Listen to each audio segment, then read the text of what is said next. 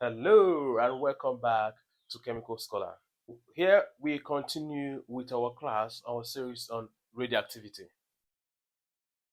In today's class, we are considering properties of different radiations. Properties of different radiations. In our previous class, we discussed about the three different radiations that are emitted during radioactivity. In today's class, we want to look critically, we want to look deeply into the different properties of those radiations. So, without wasting our time, let's get into it. We have so many properties of the radiations that are emitted during radioactivity. Already, we mentioned that we have three radiations that are emitted during radioactivity. We have the alpha particle, then we have the beta particle, and we have the gamma rays.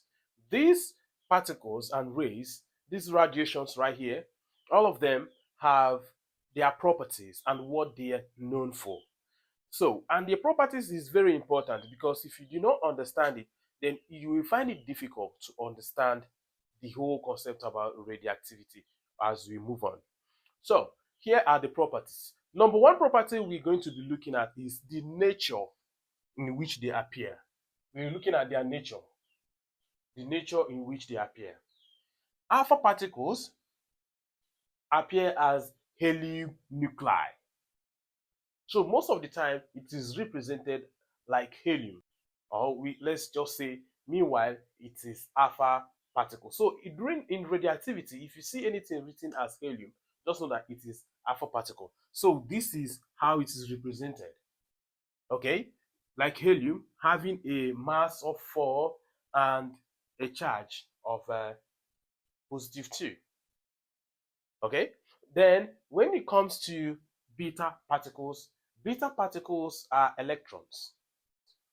In fact, they are represented exactly like electrons. So this is beta particles electrons. You can see it has no mass, zero mass, and then it has a charge of -1, showing you that this is exactly the property of an electron, having a charge of -1 and no mass. So this is electron. Beta particles are represented as electrons. Then the gamma rays. Gamma ray is an electromagnetic radiation. Like I said before in a previous video, that gamma rays do not have any particle property.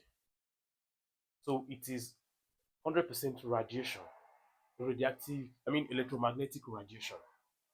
So that is for the nature. Then the second property we consider is the charge, the electrical charge on these particles. What are the electrical charges on this particle? First, the electrical charge on alpha particle is +2. +2. That's the electrical charge on alpha particle. Then the electrical charge on beta particle is -1. Then the electrical charge on gamma ray has no charge because it doesn't have any particle property. Yes, it doesn't have any particle property. So it has zero charge. Then let's quickly look at the mass. That's the third properties that we consider. All right. So here we have the mass. We can see the mass for alpha particle, it has 4 units. That's very huge mass. 4 units. Then, compared to beta particle has a mass of 1 over 1840, which is very negligible. So we consider it as 0. Okay? So this is the same mass of electron, which we consider approximately 0. So it's negligible. Then, of course, gamma, again, has no mass.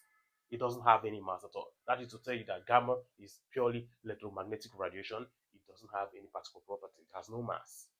Then another property we need to look at is the velocity. The velocity. That is how far they travel per second. Okay? How far they travel per time. So when you come for the velocity of alpha particle travel about 100/20 of the speed of light, which means alpha particle is very slow. It travels at this 1/20 of the speed of light, so it's very slow. That shows the typical property of a particle. All right. Then coming to beta particles, their speed varies depending on how they were emitted. So their speed varies, maybe from 3% to 99% of the speed of light compared to the speed of light. Okay, from 3 to 99% of the speed of light, depending, varies. All right. Then the third one, the gamma rays, their velocity is exactly the speed of light. The speed is exactly the speed of light. The velocity, they have the speed of light. You remember the speed of light? The speed of light is 3.0 times 10 raised to power 8 meter per second. That's the speed of light. Usually, in speed of light is represented as c. Anytime you see c equal to 3.0 times 10 to the power of 8 meter per second, this is the speed of light. Okay. Then the next property we are considering, we consider the what? The relative penetration. How is their penetrating power? So if we relate them to their penetrating power, if we relate it, we see that alpha particle has relative penetration of 1. Beta, compared to this one, have the relative penetration of 100. So beta particle can penetrate 100 times as much as alpha particle can penetrate. Then gamma ray can penetrate relatively 10,000. So gamma ray can penetrate 10,000 times compared to the penetration of an alpha particle.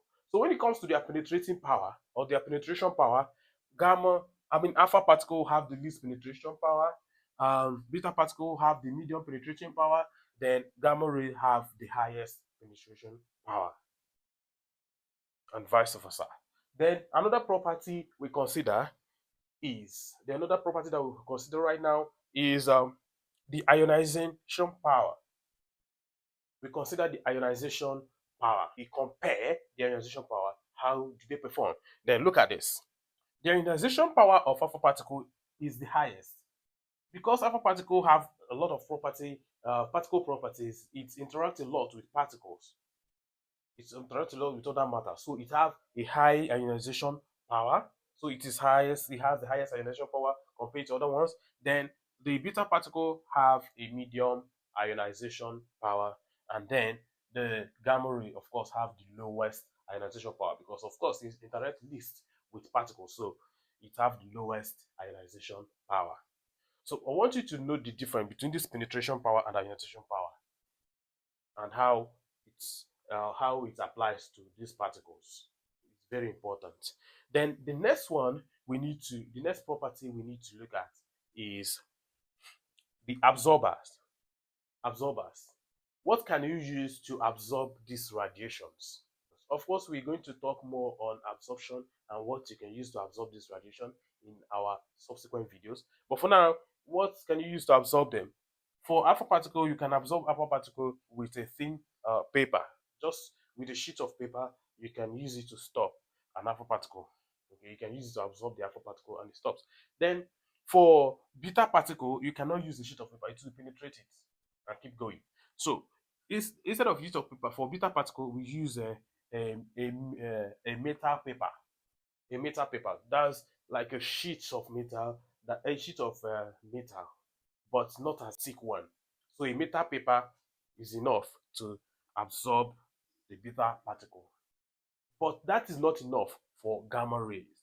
Gamma rays is very powerful. It has a very high penetrating power. So it can only be absorbed by lead. No, lead have a very high absorption power, but you need a large lead block for you to be able to absorb a gamma ray. So the material that can be used to absorb gamma ray is a large lead block. Thank you for watching. If you enjoyed this video, please subscribe to our channel and also share our video to people that may need it. I'll see you in our next video. Thank you.